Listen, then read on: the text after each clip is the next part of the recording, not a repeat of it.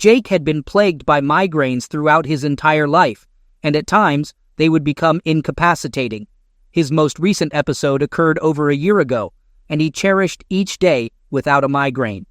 Describing the intensity of severe migraines to someone who hasn't experienced them might be challenging, but prolonged suffering can make one yearn for an end to the pain, wishing for a peaceful departure. Although such severe migraines were infrequent for Jake, he understood the importance of heeding his body's signals and taking the necessary rest, despite being a robust, muscular man of 35 years. On a Wednesday morning, Jake recognized the familiar signs emerging: double vision, dizziness, and a slight throbbing in his head. Aware of the potential risks, he opted not to drive and arranged for a taxi to take him home. Instructing his secretary to cancel appointments for the day, he left the possibility of returning to the office tomorrow pending. Given the week-long duration of these headaches, Jake preferred not to take any chances. Upon returning home, he took 2 Dapacote tablets, grabbed an ice pack, and headed to the living room adjacent to their spacious master bedroom. In a corner chair reserved for such rare occasions, he applied the ice pack to his head, closed his eyes, and attempted to meditate mindlessly. Despite the pain intensifying, he persevered in the hope that this migraine wouldn't be as severe as feared, and he could resume normal functioning within a couple of hours. While in his meditative state, Jake heard noises below, assuming it was his wife of 10 years, Linda. Deciding to remain seated, he wasn't prepared for conversation. Linda, understanding his condition, typically gave him space and quiet when he was home during a migraine attack. However, unbeknownst to Linda, Jake's car wasn't in the driveway, and he had no reason to be home at that time since he usually arrived every night at 6. Despite blocking out the noise and focusing on controlling the pain, Jake suddenly became aware that Linda wasn't alone. Another voice, a man's voice, reached his ears. Opening his eyes, he noticed Linda and the unidentified person heading upstairs to their bedroom. Staying still and silent, he eavesdropped on their conversation. Linda, on her cell phone, was giggling and chatting with Shelley, Jake's brother Robbie's wife. The situation struck Jake as strange, and he questioned whether he was dreaming until he realized the truth of the situation unfolding before him. His return to reality was immediate upon hearing her speak. "Oh, Shelley, I'm currently with him. Thanks for arranging this date. I hope it goes as well as yours did last week. He'll call you tomorrow to plan another date. I'll provide a full report later. Gotta go. Thanks again." The agony in Jake's heart escalated beyond a migraine. Unsure of what to do, he realized they were oblivious to his presence and the reasons behind it. Situated in the living room beside the bedroom, the chair he occupied remained out of sight, offering a concealed front-row view of the unfolding drama. As he sat there, his blood began to boil, doing nothing to alleviate his headache. Nausea intensified from both the migraine and the distressing events. Heartbroken, tears welled up as he acknowledged the end of his marriage with the woman he loved. In complete silence, he listened as the man praised his wife's allure after their pants hit the floor. Jake found himself spiraling into an inescapable emotional abyss. He heard the couple lie down on the bed, and his wife, Linda, complimented the man, Blake, on their friendship and handling something substantial. Exerting self-restraint, he waited for the opportune moment to intervene, which arrived sooner than expected. After granting them a brief moment, he concluded it was time to confront the two lovers. Suppressing pain and anger, he rose and mustered strength to face them in their marital bed. Moving slowly and quietly, although noise from the lovers drowned any sound he made. Linda, engrossed in betrayal, noticed Jake standing nearby. Panicking, she attempted to separate from Blake, who persisted despite her protests. The revelation came too late. Jake's head and heartache overwhelmed him. Retrieving a loaded Glock G45 from his nightstand, he aimed at Blake's left temple. Blake collapsed onto Linda, who lay in shock.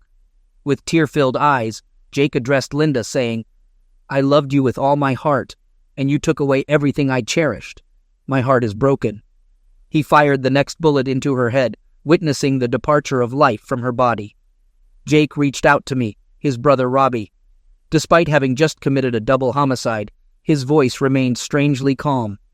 I greeted him casually, asking, "Hey bro, how are you?" Urgently, Jake instructed me to listen closely. He disclosed discovering Linda in bed with a guy named Blake, whom he suspected to be the new tennis instructor. Overhearing Linda talking to Shelley, he believed Shelley might be involved with Blake as well. Worried, he advised me to keep an eye on Shelley. Interrupting any attempts to respond, Jake insisted I listen further. He admitted to eliminating Linda and Blake in his bed, emphasizing the gravity of his words. Wanting to spare me from his anguish, Jake encouraged me to investigate if Shelley was cheating on me. Overwhelmed by migraines and the profound betrayal, he couldn't endure it any longer. He expressed his love for me, apologized, and bid farewell before the phone went silent. Before putting the next bullet in his head, Jake dialed emergency hotline to report the double homicide self-destruction, ensuring they had the correct address. They found Jake in a chair with a migraine, holding a weapon, his head leaning against a nearby wall. Arriving 20 minutes later, I encountered a bloody scene. I'm Robbie, and Jake was my older brother. This incident occurred a year ago, marking the worst day of my life and causing significant changes in my world. Losing my older brother to his unfaithful wife was challenging for everyone, particularly impactful on me. Jake had been my best friend, and I loved him deeply. The revelation of Linda's affair and the subsequent homicides and self-destructions turned her into a hated figure in our close-knit community. Still grappling with anger and depression over my brother's passing away, I kept Jake's revelations from Shelley, opting to closely monitor my wife. After Jake's self-destruction, I became paranoid and hired a high-end security company to install various monitoring devices and software. It took 2 weeks for everything to be ready. If Shelley was involved in Linda's infidelity, I aimed to uncover the extent of her own betrayal. My pain persisted, and I became obsessed with understanding my wife's role in the case. Copulation between Shelley and me became rare and cold after Jake's self-destruction, and the revelation of Shelley's involvement in Linda's infidelity. Upon confirming Shelley's infidelity, I harbored anger and a desire for revenge against her for betraying me and contributing to Jake's self-destruction. Over the year, the security company provided me with extensive video and audio recordings of Shelley and her lover engaging in loving acts. Although hurtful, the most painful aspects were Shelley's conversations with her lover, replaying certain phrases in my head. Her lover questioned why she stayed with me, highlighting their shared belief that our bed life was dull compared to theirs. He suggested she should leave me and move in with him. However, Shelley explained that I was grieving my brother's passing away and coping with depression, not wanting to add more pressure on me. She reassured her lover that she didn't need copulation with me as long as she had him. Despite their physical connection, Shelley emphasized her love for me and her commitment to our relationship. She clarified that their relationship was purely about closeness, expressing nostalgia for Blake and disbelief at his demise. They discussed the absence of Blake and expressed concern about my mental state, hoping I wasn't as unstable as my brother. Shelley's lover assured her he wouldn't bring her to our house like Blake did, and insisted they were fine, vowing never to get caught. He pledged not to let a similar incident happen to them.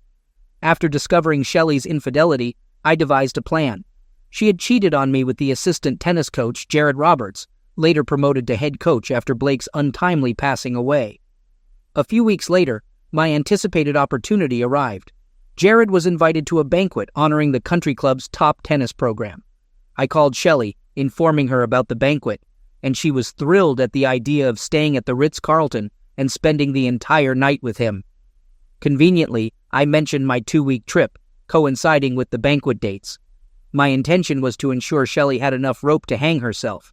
As expected, the next day she called Jared, sharing the good news. She persuaded him to take an extended trip, stay 3 nights at a hotel in Orlando, and promised to make his world rock. Naturally, he agreed. Over the next week, they talked about it on the phone and in their messages.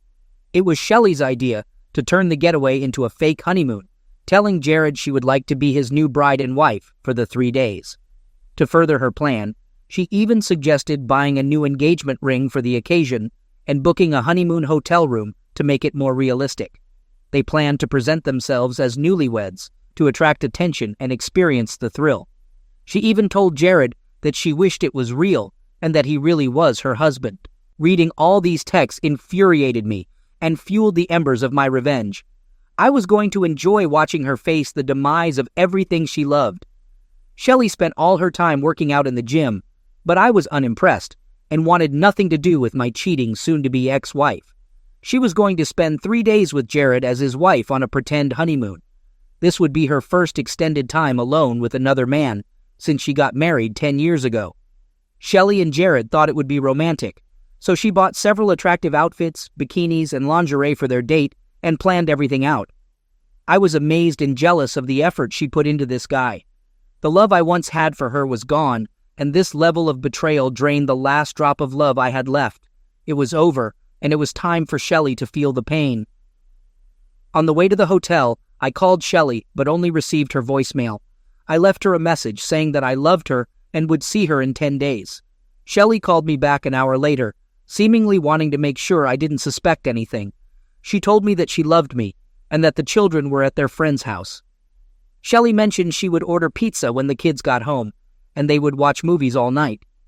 She expressed how much she missed me, said goodbye, and told me that she loved me more than anything in the world, eagerly awaiting my return.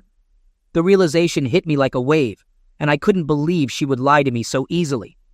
Arriving at the hotel, I handed my car to the valet. Inquiring at the reception, I asked if Mr. and Mrs. Roberts had checked in earlier. My anger intensified when the receptionist confirmed that the newlyweds had indeed checked into their honeymoon suite the day before. To gather more information, I contacted the hotel's restaurants and confirmed their reservation for 6 p.m. that evening at the main restaurant. Strategically choosing the best viewing spot, I carefully followed the couple throughout dinner without being noticed. As they left, I positioned myself at the entrance, planning to make it appear as if I were entering the restaurant at the same time they were leaving.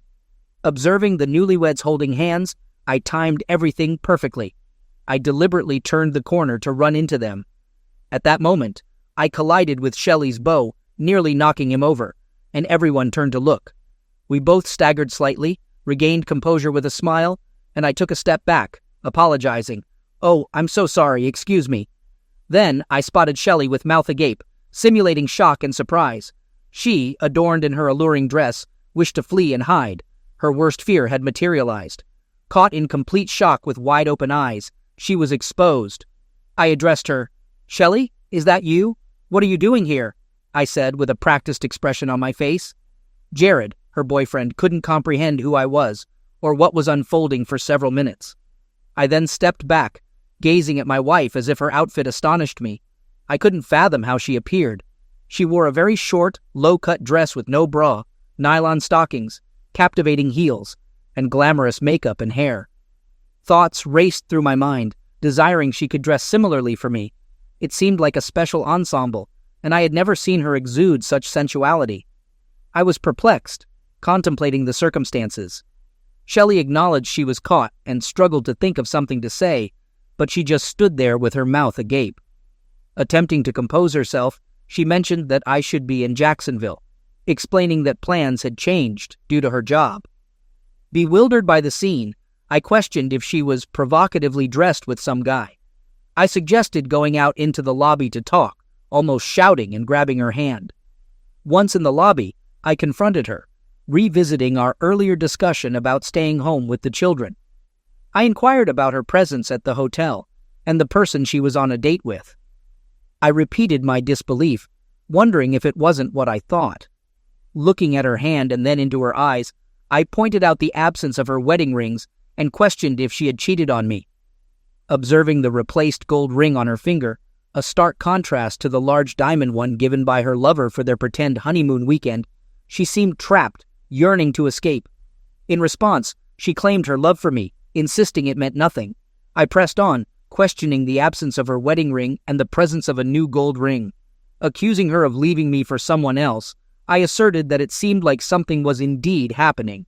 Throughout, I heightened the pressure, savoring every moment of her confusion. In that tense moment, I turned to the tennis player, my voice firm as I demanded an explanation.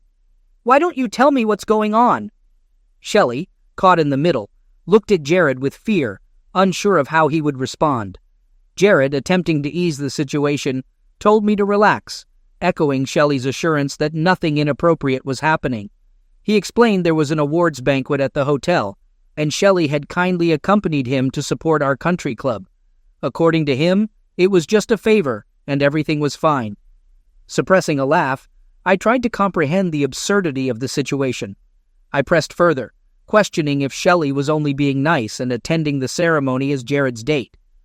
Then, I inquired about their lodging, making it clear that lying would not be tolerated. I intended to inspect both rooms before leaving. Silence fell as they both looked at the floor, avoiding eye contact.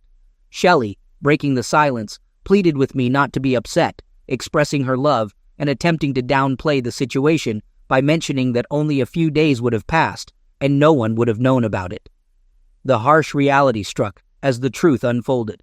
She spent a few days with him, sharing the same room, engaging in loving acts, and conspicuously absent were my wedding rings, replaced by a new gold band. Shock set in as I confronted her with disbelief. Despite already knowing the answer, I didn't let up, feigning astonishment. "Darling, it's not what you think," she tried to explain, seeking to justify her actions. My anger, though simulated, surged as I demanded a straightforward response. "Answer the question. I'll go to the front desk to get some answers, so you better start talking. Do you live in the same room? Answer me." Tearfully, she admitted, "Yes." The floodgates opened, and she sobbed, unable to hide the truth any longer. "Are you having closeness? And remember, I'm not an idiot." Again, through tears, Shelley confessed, "Yes." The pivotal question lingered. "Are you pretending to be his wife?" Sobbing, she insisted, "It's not what you think, baby." I pressed harder, demanding a clear response. "Answer the damn question. Did you check into this hotel as Mr. and Mrs. Rogers?" In embarrassment, and with a tearful voice, she reluctantly admitted, "Yes." I grasped the situation and made a decision, stating that I understood. I informed Shelley that I would leave her and her new husband alone.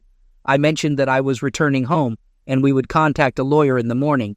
I conveyed that we were done, emphasizing that she had left our love, our marriage, and our life together, all to have fun with that tennis player. Shelley pleaded desperately, expressing her love and stating that she didn't want a divorce. She emphasized that I was her husband, and she couldn't lose me, urging me to understand. I remained firm, stating that I didn't understand. I offered one more chance for her to explain the situation so that I could understand. I asked her to tell me why I should put up with my wife sleeping with another man and pretending to be his wife. She begged once again, asking me to understand that it was only supposed to last a few days and that she needed it. She insisted that it was just about closeness and that she didn't love him, emphasizing that she only loved me. I questioned whether I should be okay with her sleeping with another man for a few days to have some fun. Shelley, now hysterical, sobbed between her hands, realizing the gravity of her actions and lacking a good excuse. All she could do was beg for understanding, apologizing, and expressing her love. She acknowledged that it sounded bad, but believed we could get through it. She pleaded for forgiveness, expressing her desire to be with me. Silence ensued. The tennis guy grew irritated and impatient, interjecting to tell me to step back a little and pointing out how upset Shelley was. I turned to Jared with a deaf stare, instructing him to shut up and get out of my sight. I told him to leave me and my real wife alone, emphasizing that he had already ruined our marriage, and that should be enough for the day. Unfazed, Jared stood up, placed his hand on Shelley's shoulder, and stated that he would be in their room, asking her to come up when I was done. She pushed his hand away furiously, not wanting anything to do with him. In that moment, I couldn't help but laugh. I comprehended the situation and made a decision. Suddenly, she no longer desired to be with her lover, and he reveled in everything unfolding. I continued to taunt Shelley as she sat there sobbing, urging her not to be rude to her new husband. I suggested that I might be ruining their honeymoon, emphasizing that we both knew she wanted this and no longer wanted to be with me. I insinuated that she didn't love me, claiming that if she did, she wouldn't cheat on me and show me such disrespect. After Jared departed, we were left alone. She pleaded with me to stay, gazing at me with imploring eyes for a few minutes. I questioned her about the duration of her involvement with Jared. Once again, she lied, insisting it was their first encounter. I marveled at how effortlessly she could deceive me. I probed further, asking if she had ever spoken ill of me or scolded me to Jared during our time together or loving moments. Once again, she lied, denying any such behavior. She reassured me, expressing her love and emphasizing my significance to her. She urged us to leave, proposing an immediate return home to be together. Amidst a whirlwind of emotions, I took out my phone and muted the audio. With a heavy heart, I initiated a playlist featuring snippets of our conversations from the past 6 months. Firstly, I'm aware of your 2-year-long infidelity. Secondly, could you explain this to me? The sound was crisp and loud. The first audio assured someone not to worry about me, claiming ignorance. The second audio expressed dissatisfaction, voicing dislike for our loving moments due to my perceived dullness. The third audio professed commitment, choosing to stay not for the physical aspect, but out of love. Subsequently, the fourth audio acknowledged me as a good provider and father, with no intention of letting me go. The fifth audio made a damning comparison, hinting at someone else being better in bed. The sixth audio conveyed affection and love for another person's ability to arouse her. The seventh audio declared allegiance, stating that her entirety belonged to someone else, not me. Over 50 audio files followed, each one mocking and humiliating me and our marriage. I couldn't fathom the depth of her contempt for me, and her words transcended playful banter. They were profoundly hurtful and disrespectful. Unfortunately, these words would continue to haunt me indefinitely. She wore an expression of apathy, shock, sadness, and utter devastation, a marked departure from her usual demeanor. There was a certain satisfaction in witnessing her grasp the reality that she had irreversibly shattered the marriage, and things would never be the same for her. In a resolute tone, I communicated to Shelley that our relationship was terminated due to my inability to endure her lies any longer. I disclosed my awareness of her infidelity and extramarital affairs spanning at least 2 years. Adding a layer of intrigue, I informed her that Jake had contacted me the night he shot his wife and her ex-lover, overhearing her conversation with Linda about her fondness for Blake's friend. I had been cognizant of her deceit, lies, and disrespect towards me. My intention had been to see how far she would go, and she hadn't slowed down. I highlighted how her actions and remarks unmistakably portrayed me merely as a good provider and father to our children. Disclosing the existence of audio recordings of all her calls and messages, I underscored that I knew her true sentiments about me, our bed life, and her discontent. The ultimatum was straightforward. She must cease the deception and lies, or the truth would be exposed to everyone. After a significant pause, I conveyed that I would be reasonable, but she needed to sign the divorce papers without contesting the agreement. I cautioned that if she chose to resist, I wouldn't hesitate to reveal all the videos and audios to everyone, including her parents. I pointed out that our children were old enough to decide who they wanted to live with, and after we explained her infidelity, lies, and deceit, I was confident they would choose to live with me. I expressed to Shelley that the truly heartbreaking aspect of all this was that I once loved her with all my heart and envisioned a lifetime together. I shared that when Jake first told me about her, I refused to believe it, but the terrible truth unfolded, and my heart shattered. I made it clear that she would have to live with the weight of guilt and the loss of love forever, stating firmly, "We are never, ever getting back together." Leaving Shelley in tears, I rose, drove home, and grappled with my brother's passing away. I contemplated that revenge didn't bring peace to my wife. 5 years later, I encountered a woman in a cafe, and we developed a close friendship. I refrained from remarrying, explaining that I could never trust another woman the way I did before. We dated for several years and remained friends. Shelley suffered a nervous breakdown and was hospitalized for a year. After the divorce was finalized, she was never invited back to the city, where they learned of her involvement in the loss of lives of Jake and Linda and her betrayal of the family. She lost custody of her children and only saw them every other weekend. She spent several years deeply depressed because of what she had done. As long as she continued to take her medication, she was able to live off the divorce agreement and her job as a secretary in a real estate office in another city.